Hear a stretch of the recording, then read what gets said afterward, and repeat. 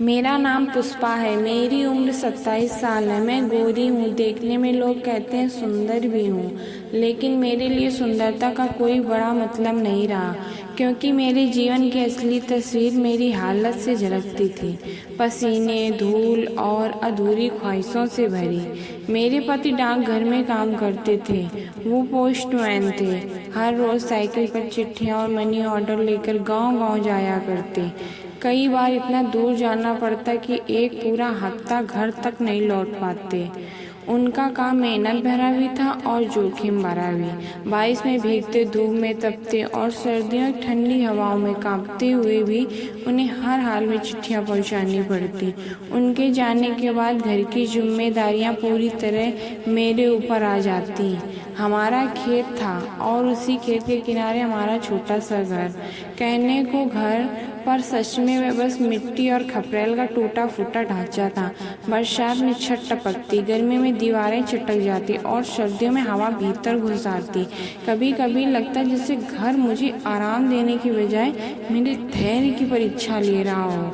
सुबह होते ही सबसे पहले गाय भैंस खोलकर बाहर करती, फिर कुएं से पानी भरती, खेत में काम के लिए बैल ले जाना, घास चारा काटना और घर के लिए दाल भात पकाना सब मेरी ही जिम्मेदारी थी। पति जब हफ्तों बाहर रहते तो मैं अकेलेपन को खेत और जानवरों से बातें करके काट लेती। कई बार रात में अकेली बैठी आंचल से आंखें पोंछ लेती, पर किसी को दिखाने का साहस नहीं करती। हमारे पास धन दौलत कुछ खास नहीं थी। गरीबी हर कदम पर पीछा करती। घर में जो भी सुख सुविधाएं थी वह सिर्फ ज़रूरत लायक थी। लकड़ी का पुराना चौका, 2 फटे गद्दे और बर्तनों का छोटा सा ढेर। बरसात आती तो सबसे बड़ी चिंता यही होती कि छत कब गिर पड़े। कई बार पानी टपकते हुए बिस्तर गीला कर देता और मेरा पति रात भर बर्तन इधर उधर रखते रहते ताकि पानी जमा ना हो।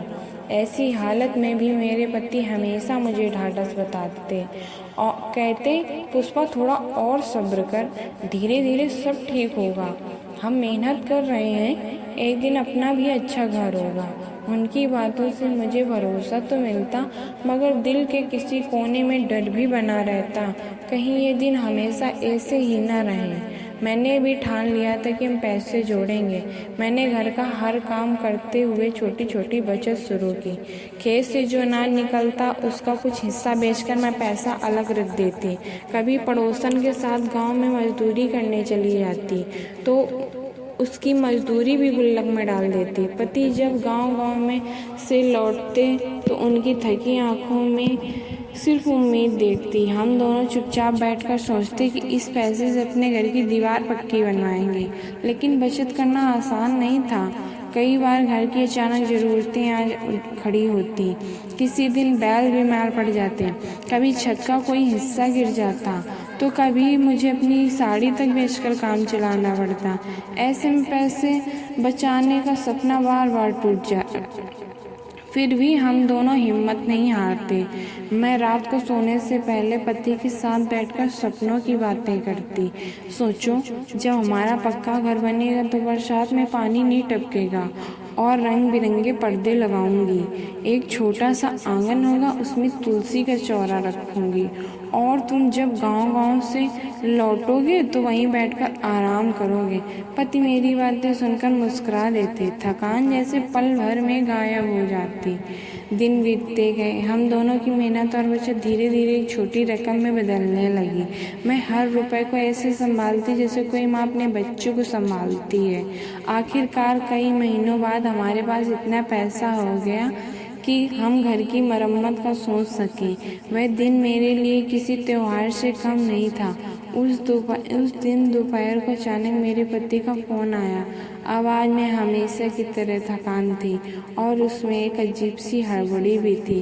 उन्होंने कहा, पुष्पा, मैं शायद 3-4 दिन और घर नहीं आ पाऊँगा, लेकिन तुम घबराना मत। मैंने 5 मिस्त्रियों से बात कर ली है। वे सुबह सुबह तुम्हारे घर आएंगे। तुम बस उनका ध्यान रखना और उन्हें काम करने देना। घर की मरम्मत अब टलनी नहीं चाहिए। मैंने हामी भर दी। मन ही मन थोड़ी घबराहट भी हुई, क्योंकि पति के बिना घर पर पराये मर्दों का आना मुझे असहज लग रहा था। मगर यह भी सच था कि बिना मरम्मत के हमारा घर बरसात झेल नहीं पाएगा। रात भर मैं करवटें बदलती रही। बाहर हवा तेज चल रही थी। पुरानी छत से टप टप पानी टपक रहा था। मैं सोचती रही कि सुबह कैसी होगी। सुबह का अलार्म बजने से पहले मैं ही उठ गई। अंधेरा भी बाकी था, लेकिन आसपास में हल्की सी लाली छलकने लगी थी।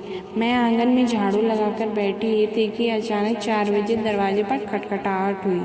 मैं चौंक गई। इतनी सुबह कौन आ सकता है? बाहर निकली तो देखा 5 आदमी खड़े थे, सिर पर औजारों की गठरी, कंधे पर टीन की चादरें और थैले। उनमें से एक आदमी आगे बढ़ा और बोला, बहन जी, हम वही मिस्त्री हैं। साहब ने हमें भेजा है, काम जल्दी शुरू करना है। मैंने राहत की सांस ली और उन्हें अंदर बुलाया। पांचों को ध्यान से देखा। एक अधेड़ उम्र का आदमी था, करीब 50 साल का, चेहरा झुर्रियों से भरा, मगर आंखों में मेहनत का भरोसा। दूसरा आदमी लगभग 34-35 साल का रहा होगा, मजबूत कद काठी, हाथों में नसें उभरी हुई। 3 नौजवान थे, जिनमें से 2 बड़े ही चंचल नजर आ रहे थे, और सबसे अलग नजर आया आलोक उम्र शायद 28-30 का होगा। गेहुआ रंग, लंबा कद, चौड़े कंधे और चेहरे पर ऐसी चमक जैसे किसी फिल्म का हीरो हो। उसकी आंखों में एक अलग ही गहराई थी। जब उसने मुझे देखा तो हल्की मुस्कान दी। पता नहीं क्यों उस मुस्कान ने मेरे दिल की धड़कन को तेज कर दिया। मैंने सिर झुकाकर उनसे पानी पिलाने को कहा और अंदर चली गई, पर भीतर जाते ही दिल अजीब सा होने लगा। खुद से सवाल करने लगी, ये क्या हो रहा है? मैं क्यों इस अजनबी को देखकर घबरा रही हूँ या आकर्षित हो रही हूँ? मैं तो अपने पति से बेहद प्यार करती हूँ, फिर ये बेचैनी क्यों? मैंने झट से अपने विचारों को झटका और रसोई में जाकर चूल्हा जलाया। 5 मिस्त्रियों के लिए नाश्ता बनाना था, लेकिन मन बार बार आंगन की ओर खिंच रहा था, जहाँ वे लोग बातें कर रहे थे। हर बार जब आवाज़ आती तो मुझे लगता आलोक ही कुछ बोल रहा है। नाश्ता लेकर जब मैं बाहर गई तो आलोक ने सबसे पहले थाली थामी। उसने मुस्कुराते हुए कहा, बहुत मेहनत करनी है, अब आपके हाथ का नाश्ता ताकत देगा। उसका स्वर गहरा और आत्मीय था। मैंने हल्की सी मुस्कान दी, मगर भीतर आग सी फैल गई।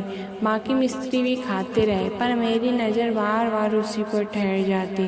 काम शुरू हुआ। छत पर टीन चढ़ानी थी, दीवारें मजबूत करनी थी। 5 लोग जुट गए। हथौड़ों की आवाज़ें, ईंटों की खटखट और सीमेंट की गंध से पूरा घर भर गया।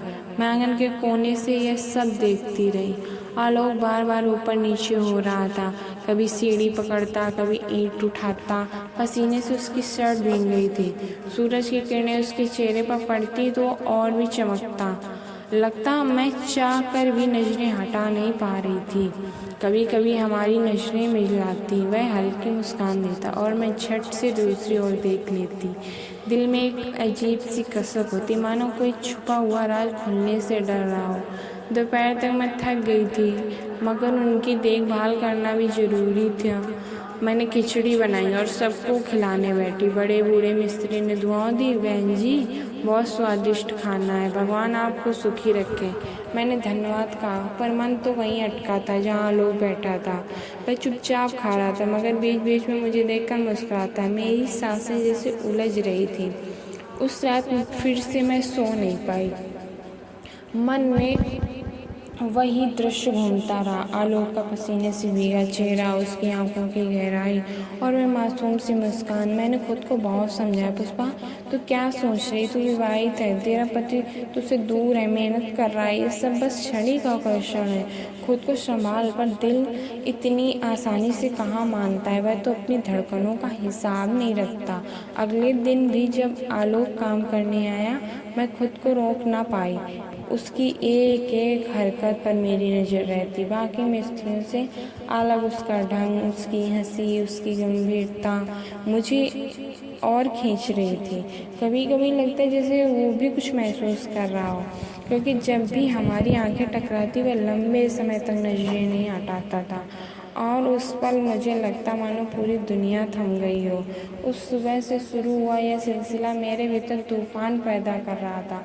पति की गैर हाजिरी, अकेलेपन का बोझ और एक अजनबी की मौजूदगी ने मेरे मन में नई हलचल जगा दी थी। मैं जानती थी कि यह राह खतरनाक है, मगर यह भी सच था कि आलोक को देखकर मेरे भीतर कुछ ऐसा जाग गया था जिसे मैंने पहले कभी महसूस नहीं किया था। 3 दिन बीत चुके थे। घर की दीवारें अब नई ईंटों से चमक उठी थी और छत पर टीन की चादरें लग चुकी थीं।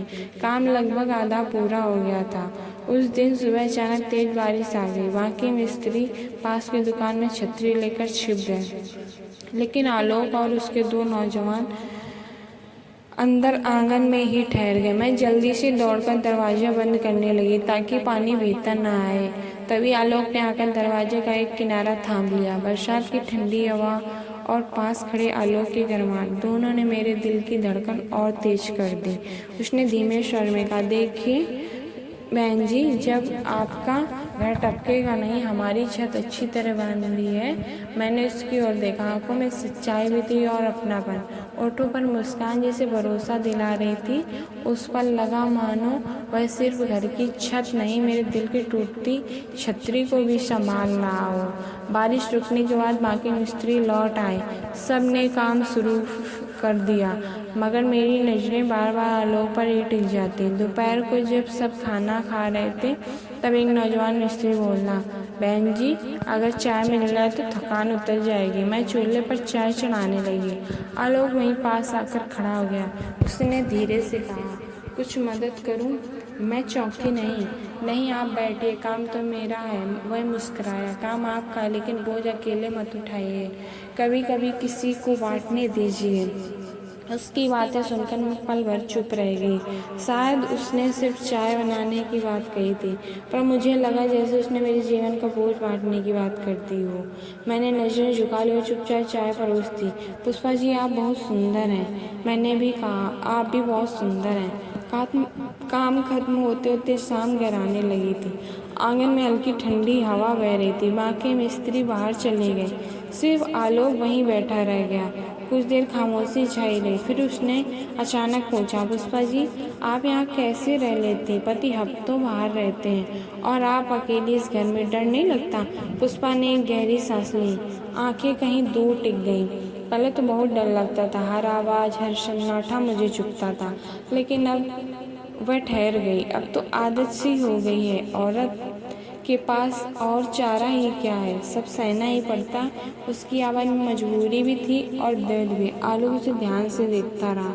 उसके भीतर कुछ हलचल सी हुई। पुष्पा उठने लगी तो आलोक ने अचानक उसका हाथ पकड़ लिया। उसके स्पर्श से पुष्पा का दिल धड़क उठा। वह सन्न रह गई। आप बहुत अकेली हैं, आलोक ने धीमे स्वर में कहा। कभी कभी लगता है आपको किसी का सहारा चाहिए। पुष्पा का दिल जोर जोर से धड़क रहा था। यही तो वह सोच रही थी, जो कोई है जो उसकी हालत समझे, उसका दर्द देखे। उसने धीरे से हाथ छुड़ाने की कोशिश की, मगर भीतर कहीं उसे अच्छा भी लगा। यह एहसास नया था, डराने वाला भी था और सुकून देने वाला भी। आंगन की खामोशी में सिर्फ उनकी धड़कनों की आवाज़ सुनाई दे रही थी। आंगन में हल्की हवा बह रही थी। चांद बादलों के बीच छुप छुप कर झांक रहा था। चारों ओर सन्नाटा था, बस कहीं कहीं झींगरों से आवाज़ सुनाई दे रही थी। पुष्पा उठने ही वाली थी कि आलोक ने धीरे से उसका हाथ पकड़ लिया। उसका स्पर्श जैसे बिजली सा दौड़ गया शरीर में। पुष्पा कांप गई, लेकिन हाथ नहीं छुड़ा पाई। उसकी आंखें झुकी रहीं, दिल की धड़कन तेज होती गई। आलोक ने धीरे से कहा, पुष्पा जी, आप बहुत अकेली हैं और मैं यह अकेलेपन देख पा रहा हूँ। पुष्पा की आंखों में नमी छलक आई। वह कुछ बोलना चाहती थी, मगर शब्द गले में अटक गए। बस इतना बोली, कभी कभी लगता है मैं पत्थर बन गई हूँ, पर आज जाने क्यों सब टूट रहा है।